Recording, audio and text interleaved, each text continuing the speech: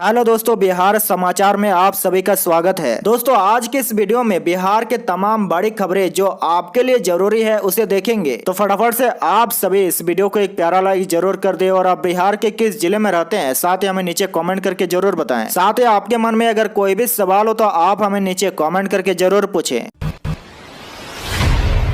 आज की पहली खबर, पटना में बोले पीएम मोदी, जो बिहार से प्यार करता है बिहार उसे कई गुना वापस लौटा देता है। जी हाँ, बिहार विधानसभा के शताब्दी समारोह में शामिल हुए प्रधानमंत्री नरेंद्र मोदी ने कहा कि बिहार का ये स्वभाव है, जो बिहार से प्यार करता है बिहार उसे कई गुना करके लौटाता है। आगे उन्होंने कहा कि आज मुझे बिहार विधानसभा परिसर में आने वाले देश के पहले प्रधानमंत्री होने का सौभाग्य मिला है। मुझे कुछ देर पहले ही शताब्दी स्तंभ के लोकार्पण का भी अवसर मिला। वही प्रधानमंत्री नरेंद्र मोदी ने कहा कि बिहार विधानसभा भवन का शताब्दी वर्ष ऐसे समय पूरा हो रहा है जब देश आजादी का अमृत महोत्सव मना रहा है।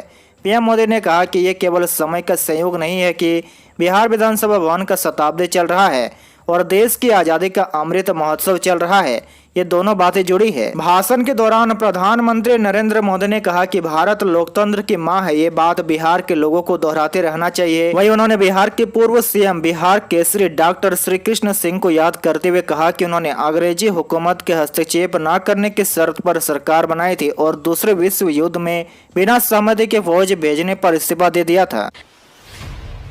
वहीं दूसरी ओर पीएम नरेंद्र मोदी के सामने तेजस्वी यादव ने कर्पूरी ठाकुर को भारत रत्न देने समेत बिहार के लिए रखी दो मांगे। जी, प्रधानमंत्री नरेंद्र मोदी बिहार विधानसभा में शताब्दी स्मृति स्तंभ के उद्घाटन समारोह में शिरकत करने मंगलवार को शाम पटना पहुंचे। इस कार्यक्रम में मुख्यमंत्री नीतीश कुमार, विधानसभा स्पीकर विजय सिन्हा के अलावा नेता प्रतिपक्ष तेजस्वी यादव भी मौजूद रहे। इस दौरान तेजस्वी ने प्रधानमंत्री नरेंद्र मोदी के सामने बिहार के लिए दो मांगे रख दी। तेजस्वी ने कहा कि जननायक कर्पूरी ठाकुर को भारत रत्न दिया जाए और राज्य में स्कूल ऑफ डेमोक्रेसी खोला जाए। तेजस्वी यादव ने अपने संबोधन में कहा कि बिहार लोकतंत्र की जननी है, इसीलिए इसका संदेश पूरे देश में जानना चाहिए। हम अलग अलग दल से, लेकिन हमारी वैचारिक प्रतिस्पर्धा राजनीतिक प्रतिस्पर्धा में नहीं बदलनी चाहिए। सभी की भागीदारी से ही लोकतंत्र समावेशी होगा। अगली बड़ी खबर, पीएम मोदी ने देवघर एयरपोर्ट जनता को किया समर्पित, अब बोकारो, दुमका और जमशेदपुर से हवाई सेवा के बड़े आसार। जी, प्रधानमंत्री नरेंद्र मोदी ने मंगलवार को 401.03 करोड़ रुपए की लागत से बने देवघर एयरपोर्ट जनता को समर्पित किया है। इसके साथ ही झारखंड में एयरपोर्ट की संख्या 2 हो गई है। देवघर के अलावा रांची का भगवान बिरसा मुंडा एयरपोर्ट है। अब बोकारो, दुमका और जमशेदपुर से भी जल्द हवाई सेवा उपलब्ध होगी। इस संबंध में केंद्रीय नागरिक उड्डयन मंत्री ज्योतिरादित्य सिंधिया ने कल देवघर में इसके संकेत भी दिए हैं। बड़ी खबर, बीपीएससी पीटी 67वीं पेपर लीक में डीएसपी अरेस्ट, जेई बहाली के धांधली में आया था नाम। 2014 में चार्जशीट होने के बाद बीपीएससी में हुआ था सिलेक्शन। जी हाँ, बिहार लोक सेवा आयोग के 67वें एग्जाम के पेपर लीक मामले में मंगलवार को आर्थिक अपराध इकाई ने बड़ी गिरफ्तारी की है। पकड़े गए शख्स का नाम रंजित कुमार रजक है और ये बिहार पुलिस में डीएसपी है। वर्तमान में इनकी पोस्टिंग पटना स्थित बिहार आर्म्ड स्पेशल पुलिस के 14वीं बटालियन में थी। पिछले 3 दिन से इनसे लगातार ईओए के अधिकारी पूछताछ कर रहे थे। सूत्रों के अनुसार शुक्रवार और शनिवार को इनसे पूछताछ हुई, फिर सोमवार को भी इन्हें बुलाया गया था। लगातार कई सवाल पूछे गए। ईओए की जुटाई इलेक्ट्रॉनिक एविडेंस के लिए नकारते रहे, मगर ठोस सबूतों के आधार पर इन्हें कल गिरफ्तार कर लिया गया है। आपको बता दें कि पेपर लीक कांड में यह 16वीं गिरफ्तारी है। अब तक कुल 17 लोग जेल में बंद है। बड़ी खबर, सूखे हालात के बीच राहत देने वाली खबर, 2 दिन बाद हो सकती है बिहार में बारिश। जी हाँ, मानसून पहले ही बिहार समय पर पहुंच गया हो, लेकिन अब राज्य के अंदर सूखे की स्थिति है। सूखे को लेकर राज्य सरकार अलर्ट मोड में आ गई है। हालात ऐसे बन गए कि बिहार के 20 से ज्यादा जिलों में खेती की शुरुआत भी नहीं हो पाई है, लेकिन सूखे के हालात के बीच एक राहत देने वाली खबर सामने आ रही है। सूबे में अगले 2 दिनों के बाद बारिश के आसार है। गुरुवार से सावन के महीने की शुरुआत हो रही है। आषाढ़ महीने और खास तौर पर आद्र नक्षत्र में इस बार बारिश नहीं हुई है, लेकिन सावन महीने की शुरुआत के साथ ही बारिश की उम्मीद जगी है। सावन के महीने में सामान्य से ज्यादा बारिश होती है, लेकिन फिलहाल हालात जेठ और वैशाख जैसे दिख रहे हैं। आज मौसम विभाग ने तो जानकारी दी है, उसके मुताबिक ट्रफ रेखा बिहार, झारखंड, पश्चिम बंगाल से शिफ्ट होकर जैसलमेर, कोटा, गुना, ओडिशा होते हुए बंगाल की खाड़ी तक जा रही है। इससे बिहार के अधिकांश हिस्सों में मानसून की सक्रियता कम हो गई है। पूर्वी पश्चिमी चंपारण, सिवान, सारण सहित 20 जिलों में कुछ स्थानों पर हल्की बारिश के आसार है। हालांकि पटना, गया, नालंदा, नवादा समेत 13 जिलों में 48 घंटे तक मौसम शुष्क रहेगा। 14 जुलाई से मौसम में बदलाव की उम्मीद है। इसके बाद राज्य के अधिकांश हिस्से में बारिश होने के आसार है। बड़ी खबर, पटना महावीर मंदिर में रुद्राभिषेक के लिए बुकिंग फुल। शिव भक्त शिव मंदिर में कामना लिंक पर करेंगे जलाभिषेक। जहाँ सावन माह 14 जुलाई यानी गुरुवार से शुरू हो रहा है। पूरे मास में कई शुभ संयोग बन रहे हैं जो शिव भक्तों के लिए विशेष फलदायी होगा। 18 जुलाई का पहला सोमवार होगा। इसे लेकर शिवालयों में तैयारी शुरू हो गई है। कई मंदिरों में सावन माह के हर रोज भगवान श्री शिव का रुद्राभिषेक किया जाएगा। कोरोना महामारी के 2 साल बाद शिव भक्त शिव मंदिर में कामना लिंक पर जलाभिषेक करेंगे। सनातन धर्म में सावन का विशेष महत्व होता है। यह पावन महीना भगवान शिव को समर्पित है। इस माह शिव भक्त श्रद्धालु जल, दूध और गंगा जल आदि से महादेव का जलाभिषेक करते हैं। आपकी जानकारी के लिए बता दें कि पटना जंक्शन स्थित महावीर मंदिर में सावन को लेकर विशेष तैयारी की गई है। मंदिर प्रबंधन से मिली जानकारी के अनुसार रुद्राभिषेक की बुकिंग लगभग पूरी हो चुकी है। मिली जानकारी के अनुसार एक दिन में 40 लोग रुद्राभिषेक अनुष्ठान में शामिल होंगे।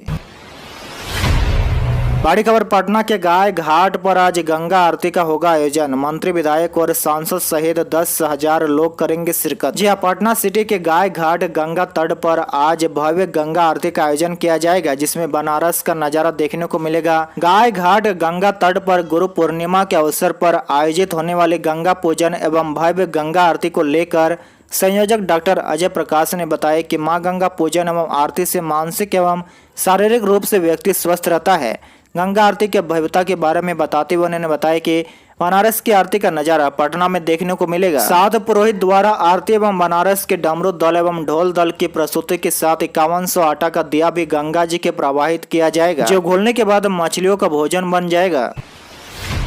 बड़ी खबर, सावन में बिहार के डाक घरों में मिलेगा गंगोत्री सा या पवित्र गंगा जल, बस इतनी होगी कीमत। जी हाँ, सावन के पवित्र महीने में बिहार वासियों के लिए अच्छी खबर है। अब सावन में बाबा भोलेनाथ पर जलाभिषेक के लिए गंगोत्री का गंगा जल डाक घरों में मिलेगा। इसे पटना जीपीओ से जल्द राज्य के अन्य प्रधान डाकघरों में भेजा जाएगा।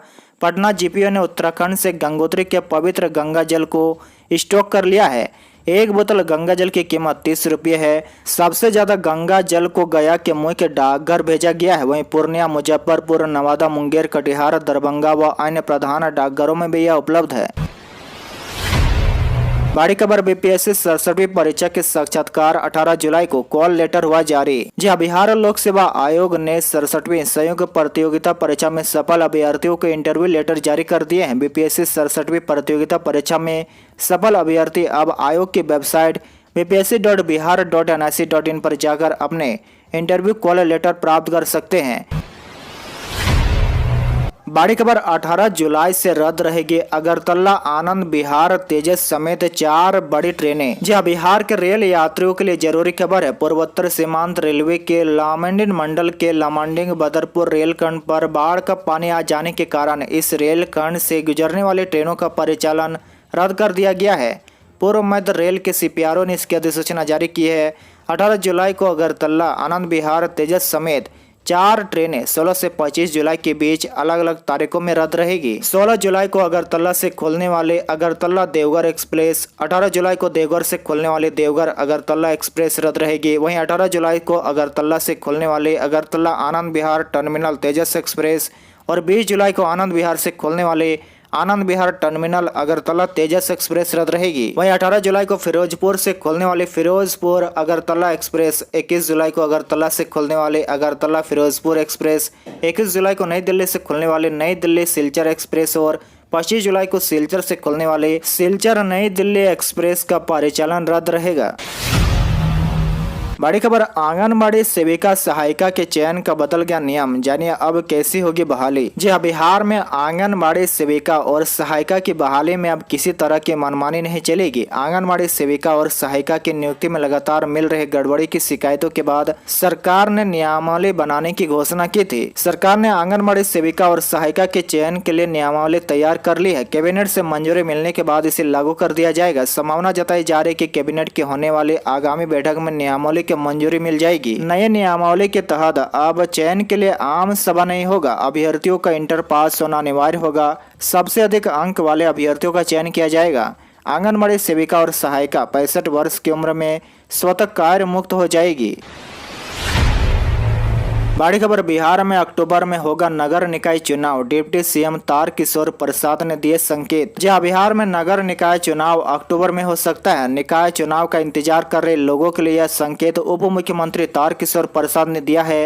राज्य में नगर निकाय के चुनाव सितंबर के बाद कभी भी हो सकते हैं। उप मुख्यमंत्री तारकिशोर प्रसाद ने पत्रकारों से बात करते हुए इस बात के संकेत दिए हैं। बड़ी खबर, शिवसेना प्रमुख राष्ट्रपति चुनाव में एनडीए कैंडिडेट का समर्थन करेंगे। राउत बोले मुर्मू को सपोर्ट, भाजपा को नहीं। जी हां, शिवसेना राष्ट्रपति चुनाव में एनडीए उम्मीदवार द्रौपदी मुर्मू का समर्थन करेगी। खुद उद्धव ठाकरे ने इसका ऐलान किया है। उम्मीदवार के समर्थन को लेकर ठाकरे ने सोमवार को एक मीटिंग की थी। मीटिंग में शामिल शिवसेना सांसदों ने मुर्मू का समर्थन करने की मांग की थी। मीटिंग में मुर्मू के अलावा विपक्ष के उम्मीदवार यशवंत सिन्हा के नाम पर भी चर्चा हुई। वहीं शिवसेना सांसद संजय राउत ने मंगलवार को कहा कि राष्ट्रपति पद के लिए द्रौपदी मुर्मू के नाम पर चर्चा हुई है और मुर्मू के समर्थन का मतलब भाजपा का समर्थन नहीं है।